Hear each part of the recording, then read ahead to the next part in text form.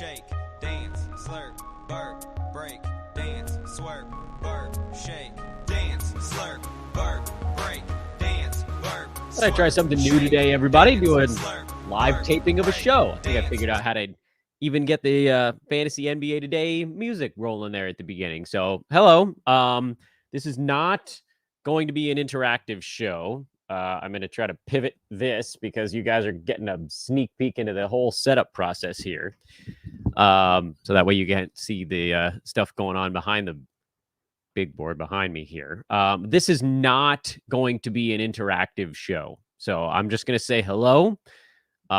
This is going to basically be you guys watching me record an audio podcast, but this way you get it quicker than waiting for it to come out on podcast channels. So, maybe you guys enjoy it. If you don't, you don't. Worth a shot. Want to try to do more stuff on YouTube, and this would be one of them. So sit back, relax, and we're going to get this thing going here in about 10 seconds.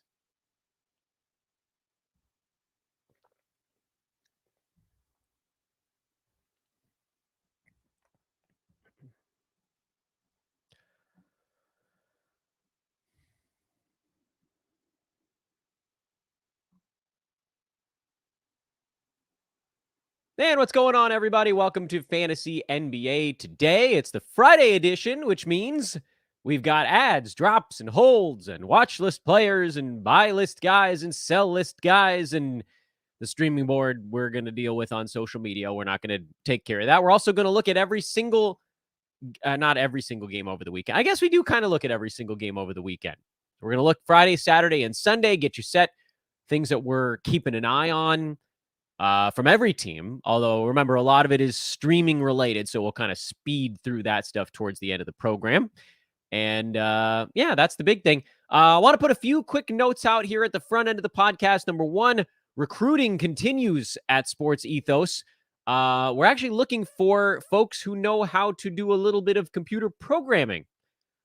I don't understand it even a little bit, so I'm not going to do something dumb like try to explain what it is that's being looked for, because I don't fully understand what's being looked for. But if that's a thing that you know how to do, if you're interested in helping out here at Sports Ethos, you can bug me on Twitter at Dan Besbris, DANBESBRIS. I hope you guys will follow me over there regardless. This, of course, is a Sports Ethos presentation. That website is sportsethos.com, and the Twitter handle is at Ethos Fantasy BK. a number of you reached out, or I reached out to a number of you, and a number of you then reached back out to me to get a few new ratings and reviews on the podcast. I think those will be showing up here in the next 24 hours or so. I know iTunes has a surveying process before they pop up. But if any of you have an opportunity to do that, please do so. It's through the podcast app on your mobile device or through iTunes on your traditional computer. But let's dive right on in. Everybody wants to know the ads of the week. That's the big one. And we actually got a few this week because as we hit now, we're in week 7, which means the season is more than a quarter of the way done. We're 6 full weeks through. In prior years, we've talked about the 6-week mark. And we talked about it actually on yesterday's show with Brewski, how the 6-week mark really is kind of when you get the great leveling, as we called it last year. It's a silly name, but whatever. We're going to roll with it. This great leveling that I talk about is, other than little tweaks on percentages, typically, you have a pretty good idea of what a player's role is going to be with his team during this fantasy season. So just to use an example, Donovan Mitchell, he's number 11 right now. And yeah, 49% from the field, 89% at the free throw line. Those things are probably going to come back down a little bit. But from just a straight role standpoint, and mind you, there were like 2 weeks there where Darius Garland was out, so the numbers are a little bit puffed, but we have an idea. He is still probably going to be in the 19 to 20 shot range. I think he was a little higher than that when Garland was out. But yeah, as those percentages settle in, he's not going to move a ton. Guys aren't going to move a ton right now. And so when we say things like sell high on like a De'Aaron Fox, who I talked about last week, he's at number 20. Yeah, we know his free throw percent most likely is going to come down from 82. His field goal percent is most likely going to come down from 53. And when those things happen, we can pre-build that into our projections. But the other stuff, I think we have a pretty good feel for what it's going to be. So what does that mean for a week in review podcast like this one? There are fewer buys and sells on the board because now we kind of know what players are. There's general agreement, I think, in what specifically guys like top 50 or better, what they are going to be the rest of the way, with some very small but notable exceptions. And, a few of those guys that I don't know that we really want to get into, like a Paul George is an example. I don't think we really want to get into that all that much. Like, yeah, maybe his per game numbers do come up the board a little bit, and maybe people disagree about how far, but do we even want to bother? Otherwise, everything else is either injury related or pretty well settled. So welcome to the great leveling, everyone. So to that end, now when something interesting pops up, it's not so much a buy or a sell, it's more of an add or a drop. So we're into that ebb and flow of a season where at the beginning of the year, you have a ton of adds and a ton of drops. And then 2, 3 weeks, 4 weeks in, you have the buys and the sells as you realize guys are either over or underperforming, and they're going to move a pretty good distance back. And now the buys and sells have gone away largely, and you're into more adds and drops again. All of that to preface, we have 7 names on the ads list this week. Some of them are already on rosters. Some of them are not. Just take it all with a grain of salt. I'm trying to sort of heap it all into one big bucket. But ad number 1, Tim Hardaway Jr., who I said it after he had one good ball game that I needed to see him do it at least 1 or 2 more times. And he did it in a loud way one additional time. 26 points, 6 3-pointers, couple of steals, a block. And most importantly, I know this game went to overtime, so the numbers are a little bit puffed, but most importantly, 20 shots. 20 shots after getting 16 in their win over Golden State. Now, the bad here is that Dallas lost to Detroit. So Jason Kidd is still going to be tinkering. They're going to be trying to figure out what went right and what went wrong, and there's always a chance that Tim Hardaway gets caught up in the what went wrong part of this discussion. And the other bad is, dude shot 8 for 16 in their win over Golden State, which included 5 3-pointers in that game, and 9 for 20, including 6 3-pointers in their loss to Detroit in overtime. And yeah, historically, Tim Hardaway is much closer to 40 than he is to 50. And when you roll those two games together, he's closer to 50 than he is to 40 in those numbers. So the field goal percent is going to come back down. If or when he cools off, is that an opportunity for someone like Reggie Bullock to slide back into the starting five? Does Tim Hardaway lose this job at some point? I think the answer to that question is, yeah, I mean, it's like 60-40. He probably loses the job at some point down the line. But he's played really, really well in his first two games. Floor spacing is always useful. I mean, the Mavs shot 54% in their loss to Detroit. They just didn't guard anybody. So maybe that is what falls on Hardaway.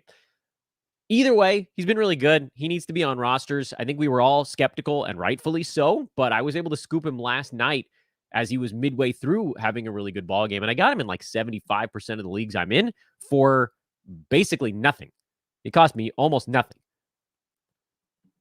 Next ad on the board. I put Isaiah Stewart on there. I think he's relatively well rostered, and I don't think that many teams dropped him when he got hurt and got knocked out for a couple of weeks.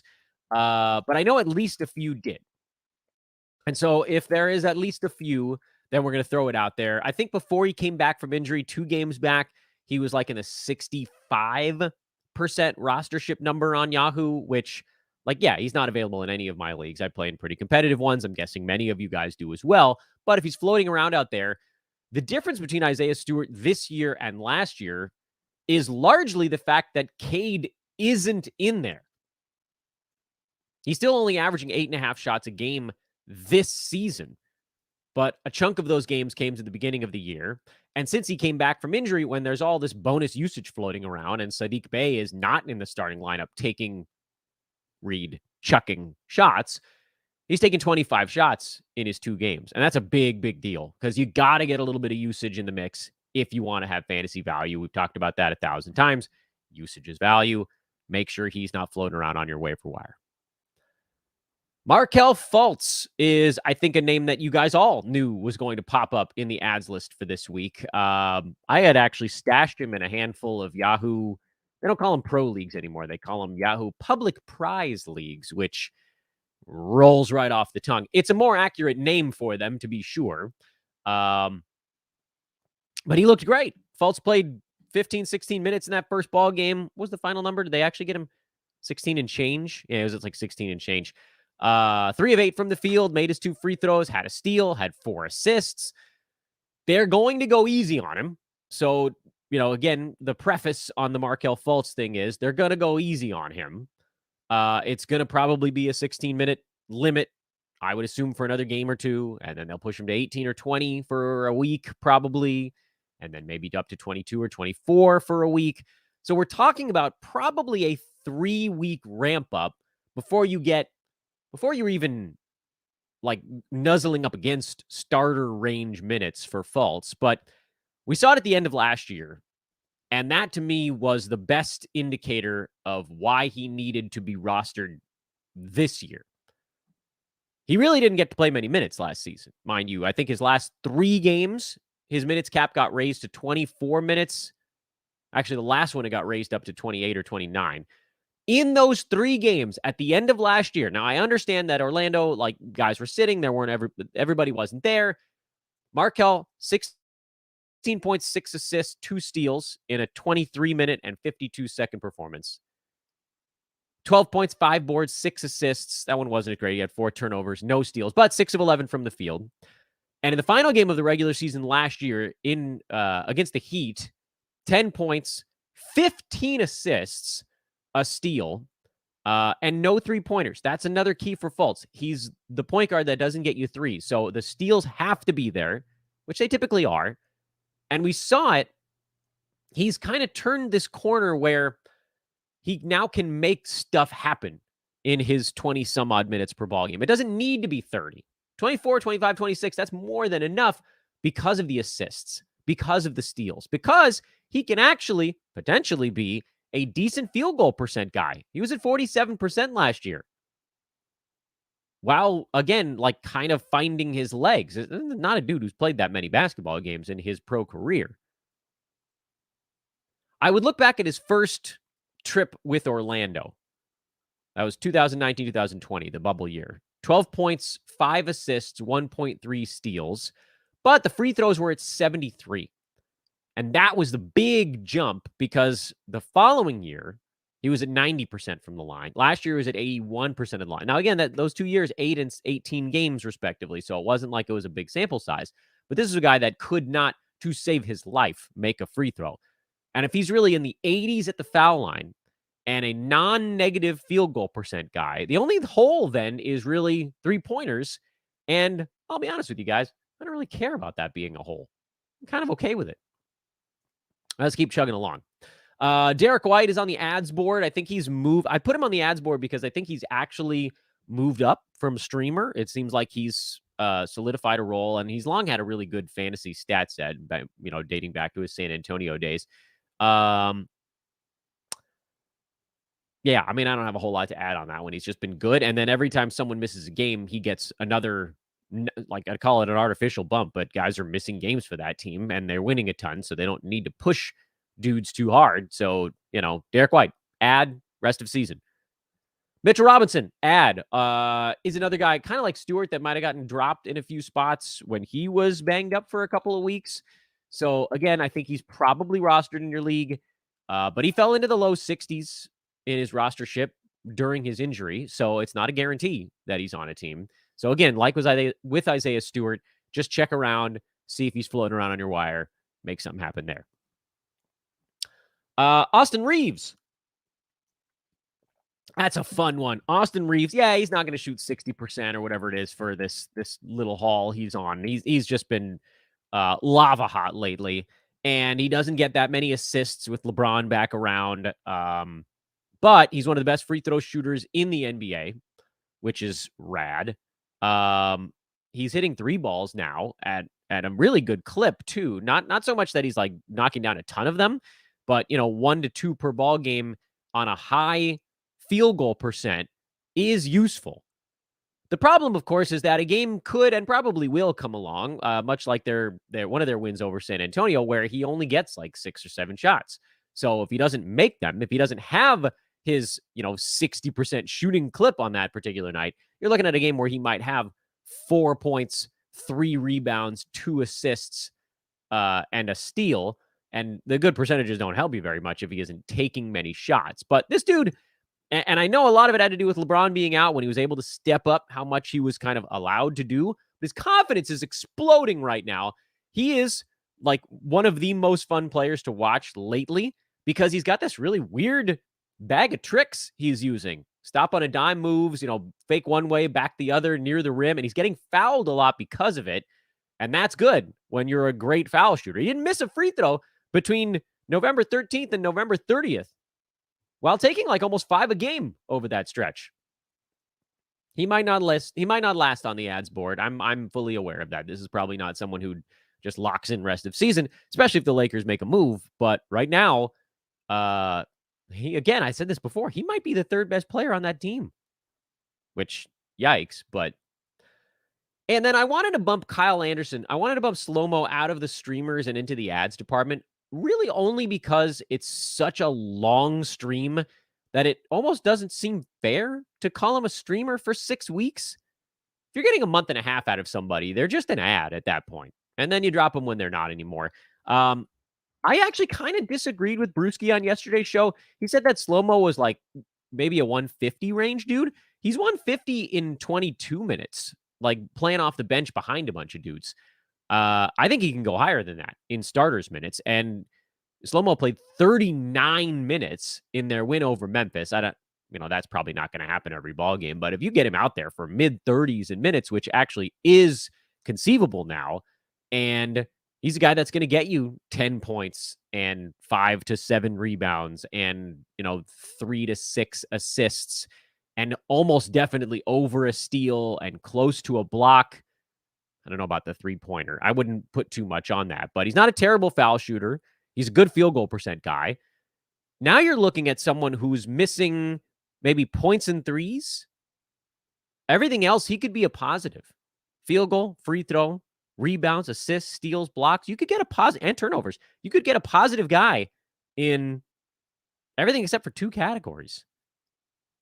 Now, those 2 categories are probably going to be decent sized negatives, I would guess. But I mean, even small positives in 7 out of 9, and you're not a punt dude in the other stuff.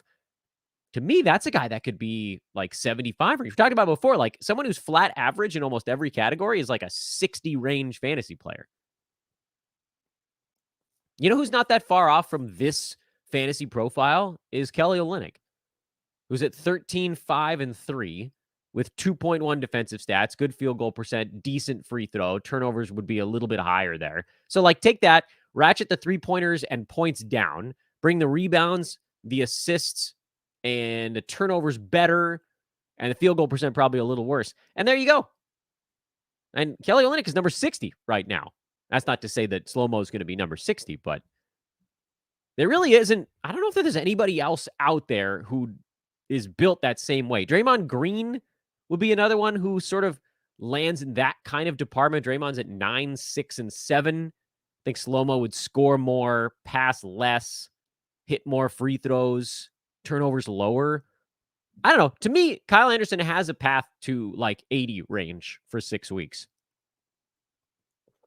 I might be off by a little bit. We all are, but I don't know, man. That one actually feels like it's got some legs underneath it.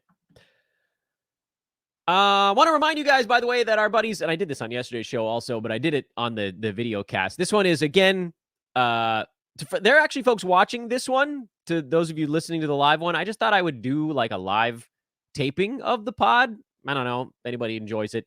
But check out manscaped.com. Promo code is ethos20 over there. You get 20% off and free shipping on whatever you desire from their website, including but not limited to the shears, the luxury nail kit that I'm holding up on the video version of this podcast. This thing is sweet. I haven't organized it all that well. As I flip it up to everybody, you can see the different devices in there. There's the file, the clippers. You got the little scissors. That's sweet. It's $20 before you use our coupon, which takes 20% off and free shipping. You can also get the Lawnmower 3.0. Forget the 4.0. Screw the 4.0. I like the 3. The 3 is the true definition of pinch free, which, by the way, I probably could use. Although the neck doesn't actually look that bad right now. Neck's okay. Not that disgusting these days. And I got a haircut recently. Doesn't help, but still ugly. Manscaped.com, Ethos20, Ethos20, the promo code. Get 20% off, free shipping on your order there post haste. Only 2 names in the drops department this week, so maybe I lied to you guys a little bit when I said there were a lot of ads and drops. There are actually only a lot of ads. But whatever, you guys probably like that more. Jalen Suggs is a drop, and I only put him there because I know a lot of you guys didn't listen to me and rolled with him anyway. But Suggs was never really a 9-cat guy unless you caught him on like that 2-game stretch where he put up good numbers on decent percentages. Otherwise, he's been I don't want to say unmitigated disaster, but with slight mitigation. He's a 9-cat disaster. His turnovers were 3.5. Medium volume, 42% from the field. Medium volume, 66% at the foul line. Didn't really hit any 3-pointers. He's like if Markelle Fultz had the rug pulled out from underneath him. We're talking about how Fultz has this path to value. And Suggs had some scoring and some assists and some steals. So he had those 3.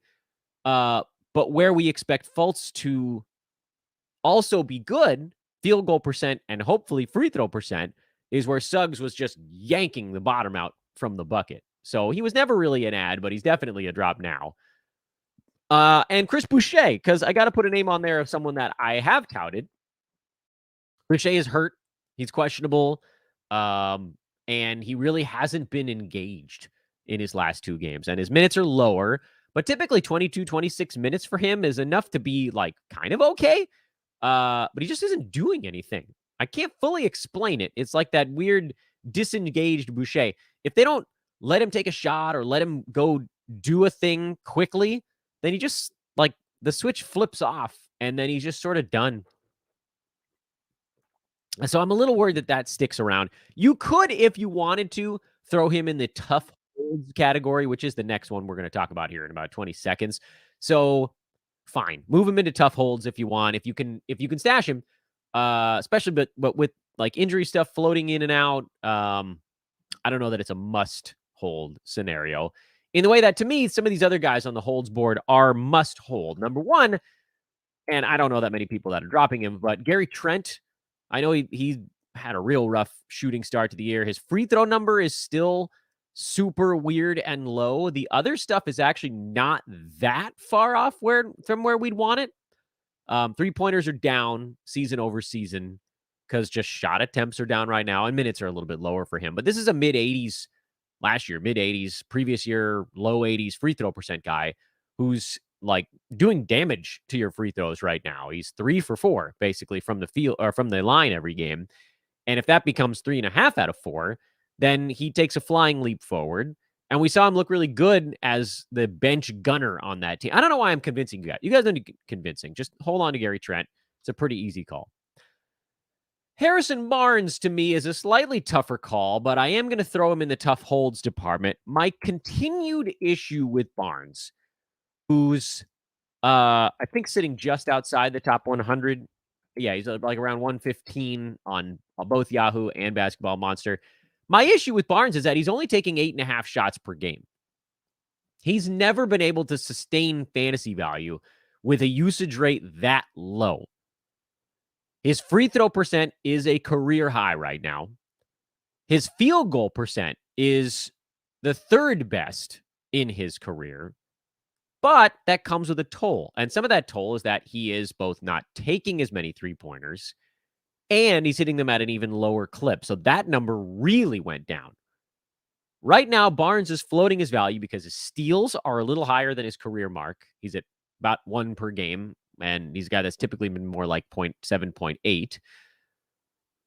His free throws are very high, a big positive to his value right now. So if those peel off in any meaningful way, then he hits the skids.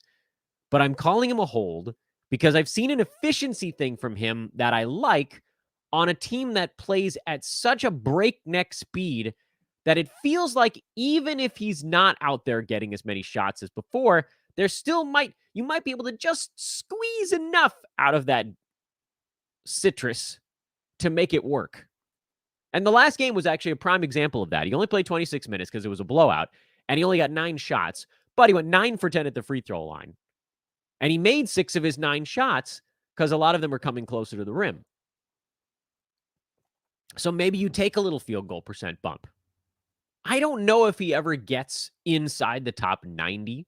So he's always going to be someone that just sort of piddles along right outside the cut line, but good enough and durable enough that in a head-to-head format, he actually probably makes more sense than Roto here. So that is, for me, that's why he's a hold, because he's just so safe. And if you take even one medium usage guy out of the mix on that team, then he probably does then get enough, like give him 1.5 even extra shots, and he's more of a top 90 kind of guy. That's how close it is for a guy like Barnes. Jared Vanderbilt is on my holds list, and this one's kind of a tough one, although he's right next to Barnes. He's number 116. Barnes is 115. Problem, of course, with Vanderbilt is that at the beginning of the year, it looked like he was getting 24 minutes due to foul trouble. Now he's getting 24 minutes because that's just what they've decided he gets. So the 8.5 rebounds that we looked at and we were like, sweet, if he ever doesn't get into foul trouble, those will be 11 rebounds. Still 8.5. But I like the steals. I like the passing from him. I like the field goal percent. His free throw sucks, but he ain't taking out all that many, so it's not that big of a deal.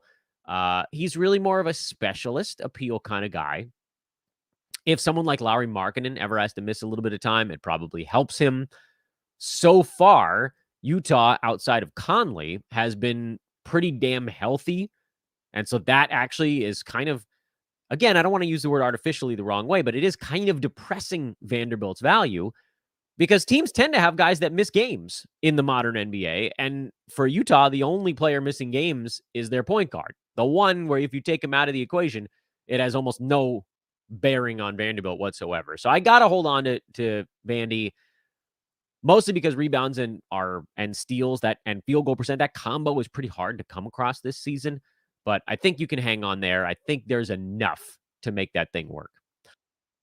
And Alexei Pokusevski. This one might be the hardest of them all to convince you guys of, because right now his value is heavily tied up in the fact that he's blocking almost 2 shots per ball game, but his minutes as per the is the way of the things in Oklahoma City, are spinning round and round on the roulette wheel. Where it stops, nobody knows. But he's starting, so you kind of have to let it go a little bit longer, because as soon as you drop him, he's going to have that 32-minute game where he just goes bananas. There, I think, and this is a big problem with Oklahoma City, just handicapping in general, and whether you can use any of their players. The reason that Pokusevski is above guys like Jalen Williams or Jeremiah Robinson Earl, or frankly, even Lou Dort, who's actually playing consistent minute, is that his fantasy game translates better. Lou Dort's playing 31 minutes a game. He's about a round back of Pokusevski right now, 15 slots behind him. Because Dort's game is just not that fantasy friendly. It's points and steals. And it didn't even used to be steals. But he's kind of bad in almost everything else. Sometimes he's okay in threes. Pokusevski, when he's on, he can get threes, boards, steals, blocks, field goal percent he can be a positive in.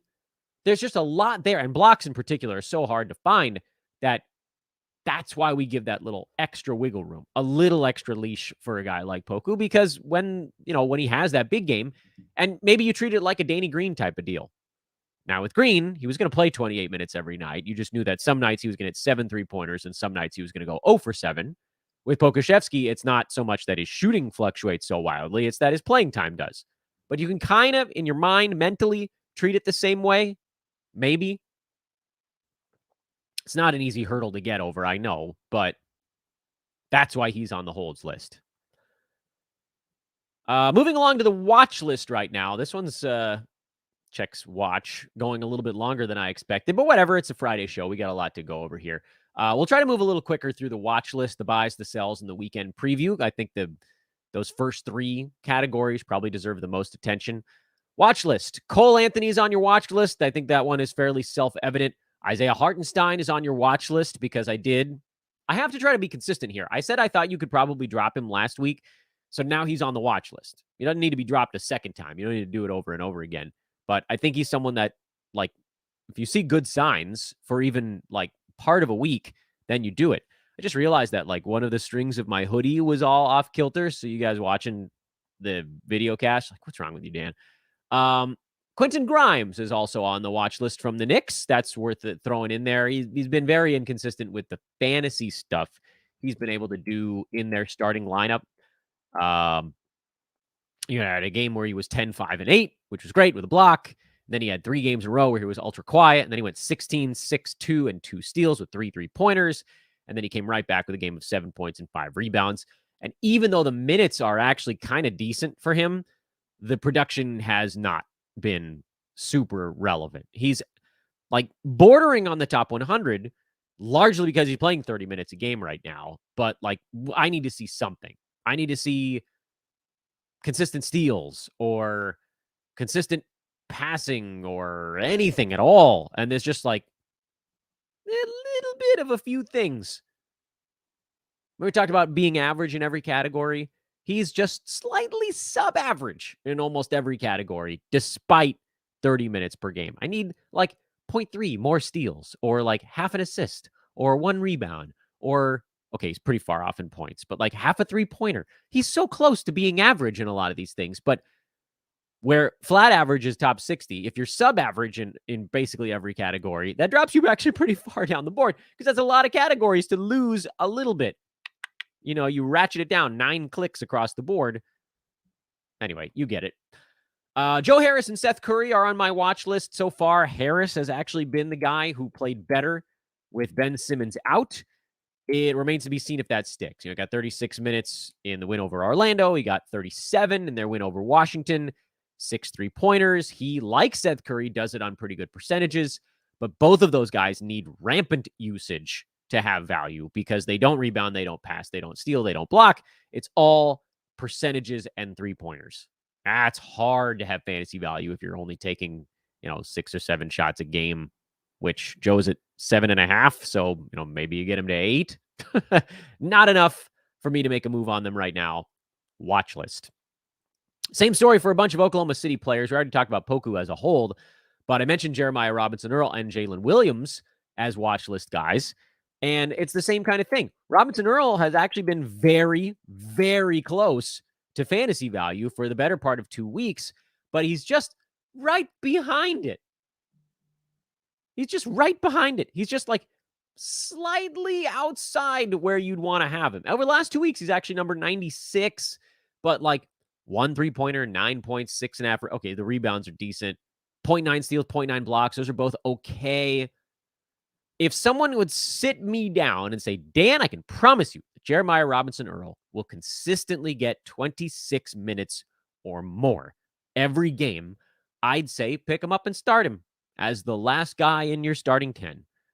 But they can't promise me that, because as soon as someone says it, he's going to have a 20-minute game or a 22-minute game or a 13-minute game. But darn it, he is,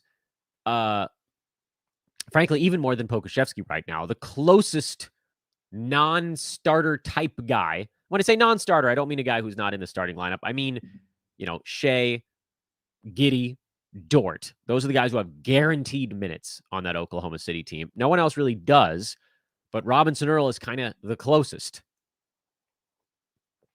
And I guess if I'm telling you guys you should be looking at Jared Vanderbilt, I should probably also be saying you should look at Robinson-Earl, who has a lower field goal percent because he takes some 3-pointers, but also gets steals and rebounds at a slightly lower clip, also chips in with a block from time to time because he's playing center instead of power forward, the way that someone like a Vanderbilt is. If you wanted to add him, Robinson-Earl is basically at like head-to-head streamer territory, where when the schedule is really good, that's a guy you should use. But the schedule hasn't been that great. They had a good one last week, but this week their schedule's kind of stunk. I think they played like 2 or 3 days ago, and now they finally have a game again tomorrow. That's not enough. It's a 2-game, 3-game week for them. That's 3-game week for him is not enough. 4 games would be, especially if they got like 4 games in 6 days. It's very much worthwhile for him. Roto games cap.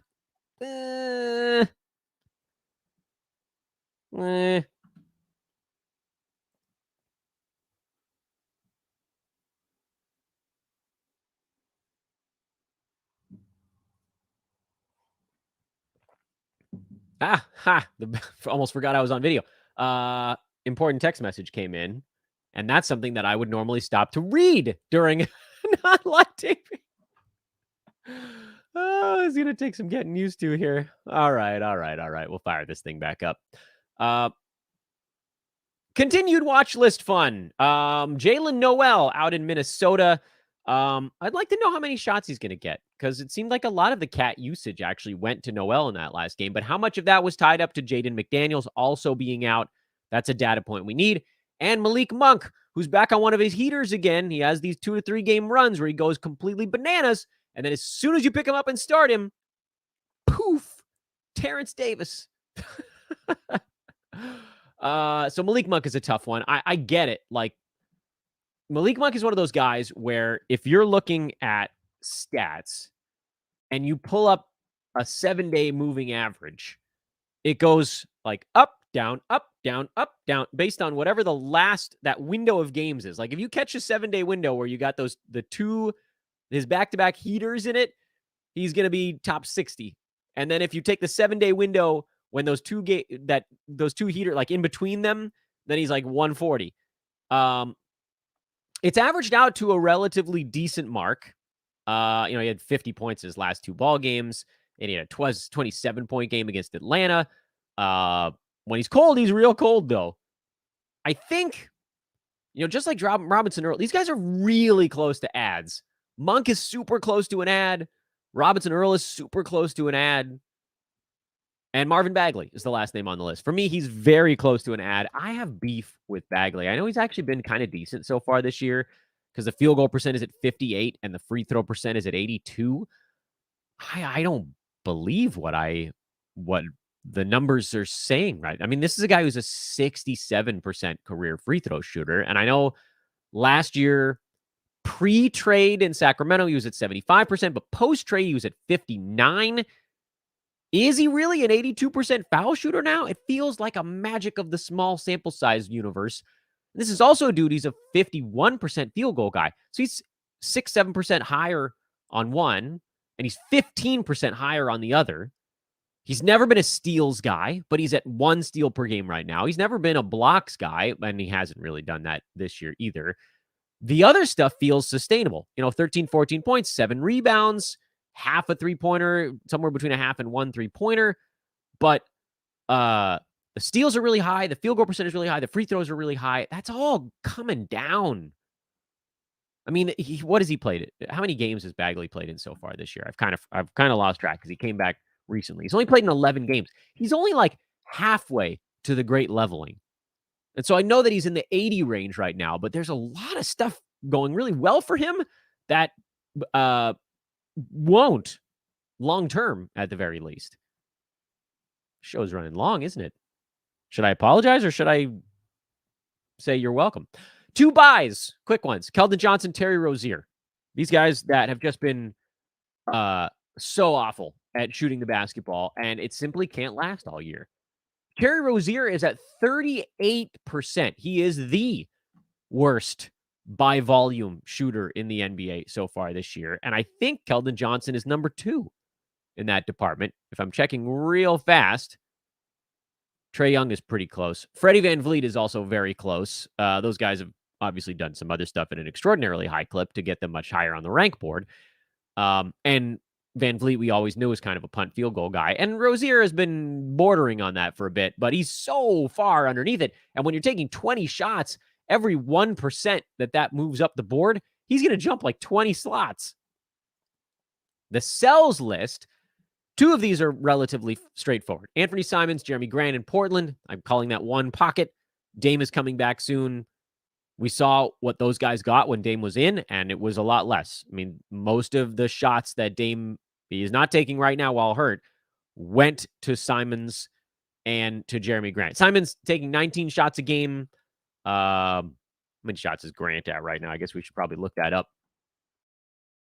We're going to talk about it on the podcast. Jeremy Grant is at 15.5 shots per game. Those numbers are coming down. They just are. And for Simons, he's going to take the bigger hit there because his value is much more tied up in, he's at 4 3-pointers a game and 4 free throws per game, a super high volume there, and the guys nice percentages. For Grant, he can probably hold it a little bit better because he's at about 2 defensive stats, and the field goal percent might even improve a tiny bit with Dame back, but they're both taking a big hit. So sell what you can. Simons is at number 35 right now. I think if you can get anything inside the top 60, you do it. Jeremy Grant is at 48. If you can get anything inside the top 75, you probably do that as well. Because Dame is around the corner. I put D'Anthony Melton and Shake Milton on this list, but I don't think you're getting anything for them, so just ignore that one. And then JJJ was the interesting name I wanted to throw on this list because he's come back like a bat out of hell. 6 games. He's averaging 3 blocks per game. And 18.5 points per game as well. And so when you're handicapping this, and someone already, I put this out on Twitter before I did the podcast. Someone was already like, why JJJ? Like, great, listen to the show. I'll explain it. First of all, his field goal percent is way higher than it was last year. And also, yes, he's a tremendous shot blocker, but he's at about 2.3 in higher minutes last season. And the difference between 3 blocks per game and 2.3 is actually quite large at the top of the leaderboard because a lot of his value is tied up in that one category. And that's not a bad thing. He's a very good shot blocker, but take 3 blocks per game, which leads the league right now in his very small sample size, and bring that down by half a block, 0.7 blocks, whatever it probably turns out being this year. He likely falls a half a round. And then if you take the field goal percent, bring that back down a little bit. The rebounds are probably going to come down a little bit. Scoring, tough to know. He might be able to hold that steady. He probably comes off by a solid round and a half of value as the season moves on, which isn't to say that he isn't going to have a fantastic year. I had to yell at you guys about this last Friday. Sell doesn't mean I don't like somebody. It just means where can you lock in value above the basement level. JJJ is not going any lower than number 40 this year. But chance he goes a little bit higher. What's the highest player you could target coming back? I think you could target top 30 for JJJ right now, which, There's some really big names in the 30 range and higher. Maybe you could have gotten LeBron before he had a couple of big ball games in there. There's a durability element with that. If Cat hadn't gotten hurt, maybe you throw that. DeJounte Murray at 22 is a really interesting one. Porzingis, who's always banged up, but he's right behind JJJ, and he's already leveled off. So maybe you can lock in some of that value above the floor and look for another floor guy. I'm going to use the word again, whose floor is higher than JJJ's. I love Jaren Jackson. He was on our board last year. Remember, he was a guy we targeted. So when I say sell, I don't mean get rid of him. That's not what sell is. I would never, ever use sell in that way. And it's why I had the rant on the show last week. Sell never means just cast a guy off into the ocean, because that means you're not getting value for them. When I tell you to sell, it's when a guy is performing well and you can lock in value. Okay? Very important. Let's take a quick look at the weekend coming up here. This is a very fast segment of the show. As soon as I pull up the board, if that actually would work a little bit. Come on, internet. You guys get to watch me struggle with it. There we go. All right, tonight, Washington is at Charlotte. We're, of course, watching the injury report with the Hornets. It sounds like Rozier is likely back. So I'm basically not dabbling in their streamers for tonight. Wizards, nothing. Toronto, I'd like to know if Thad's still starting. I think I'll hang on to him as long as he's in the starting five. I know that last game wasn't good for him. And Boucher, what is his usage more than anything else coming off the bench? Joe Harris, Seth Curry, we already talked about them with Brooklyn. Miami, it sounds like Jimmy Butler is back, so I'm probably going to shelve my streamers with the Heat as we wait and see what they look like here as everybody kind of gets back together again. Boston, nothing. Lakers, Schroeder might be out, which would probably be good news for Austin Reeves. I know he's not the direct winner of like extra minutes or starting lineup or whatever. But anytime one player is out, it's going to help those players that are left. Hey, biggest news of tonight, Chris Middleton is making his return for the Milwaukee Bucks. It was a shoulder, arm, wrist, I forget. It was an upper body injury for Middleton. So I don't know that the minutes cap is going to be that strict, but this is basically his preseason. So assume lots of rust. Conditioning, slightly less of a problem than if his injury was lower body. But they're not going to just turn him loose for 35 minutes. So I would expect something maybe in the 20 to 24 minute range. We'll see what I'm sure they'll tell us before the ball game, or maybe they won't. So don't expect too much today. Roto Games Cap, I know there's a ton of excitement with him coming back. I might consider a benching just until the rust shakes off, but I know we've been waiting so damn long. It's hard not to play him at this point. Michael Porter Jr. still out for the Nuggets, so Bruce Brown should get his continued run. I think we'll see Bones back for this ball game. Atlanta, there's actually a lot to watch because John Collins is hurt. DeAndre Hunter might be hurt. Clint Capella might be hurt. So there's a potential for an Okongwu stream. There's a potential for an AJ Griffin stream. We need the injury report at this point. Orlando, Markelle Fultz, Cole Anthony. Those are the guys you're watching just to kind of see how things settle in. Cleveland, oh boy, they're banged up, but no real ads. Philly, not a whole lot. They look terrible in their last one. Harden's getting close, but not back yet. So keep working on, and actually Maxey, I think, is still a few games away. So keep working on Milton and Moulton and Morton. We'll create an entire team. Memphis, nothing really. Pelicans, we already know Trey Murphy. He's your stream. I got a bunch of Dyson Daniels questions, and he would have been a smart stream in that last ball game. He played well. But CJ McCollum is back, and I think that's probably going to take whatever that sting was away. Spurs, Zach Collins is the stream there. We're just watching to see if Keldon Johnson can ever throw a basketball through a hoop again. Dude has just been crazy off. Indy, not much. If something emerges on the front court, we'll deal with it. Utah, I think we got a pretty good feel for what they are without Mike Conley. Houston, nothing. Phoenix, no Torrey Craig. honest to God, I don't know where the hell they're going to go with their power forward minutes. You can just watch this one. Chris Paul, I believe, still out.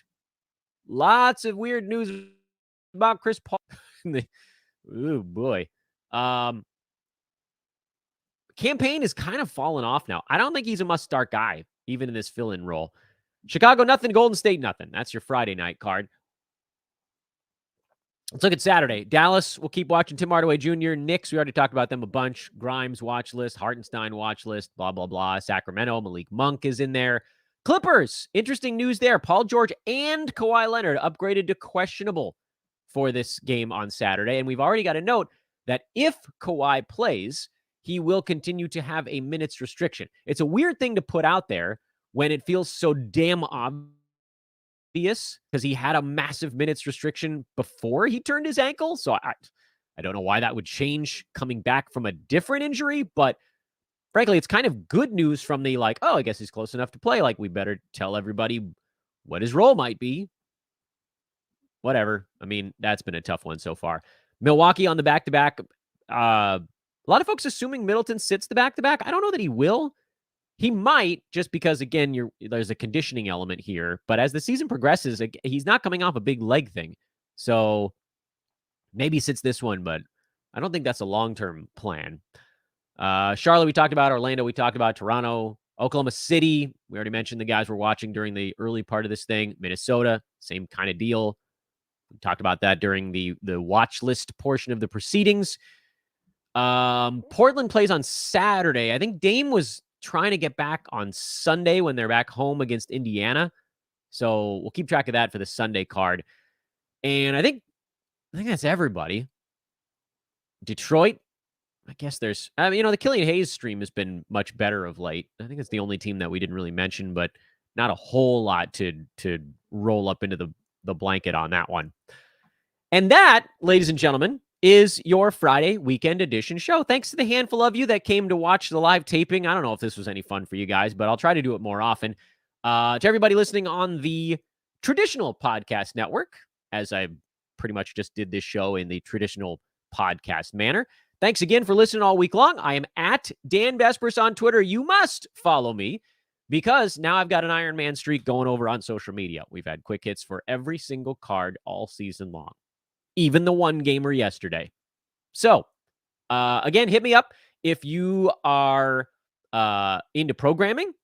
That's, again, at Dan Vespers on Twitter or roster at sportsethos.com. And I also don't want to overshadow the fact that we are still recruiting for full season NBA, full season baseball, full season football, and DFS for all that stuff as well. So if you're into any of those things, bug me. If you think you can be an analyst, bug me. I'm happy to.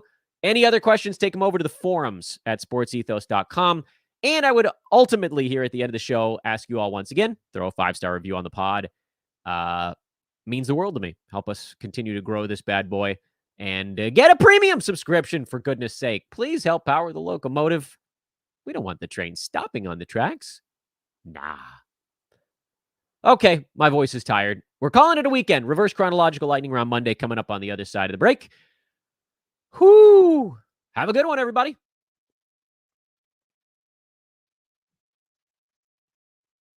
All right, video folks. Hope you guys enjoyed watching me bounce around and pause the show to look at a text message and do the things I would normally do on a regular podcast. Maybe we'll do more of these. We'll see. Basically, anytime I have like 15 minutes to set up my board and do a graphic, we'll do it. So, have a great day, everybody.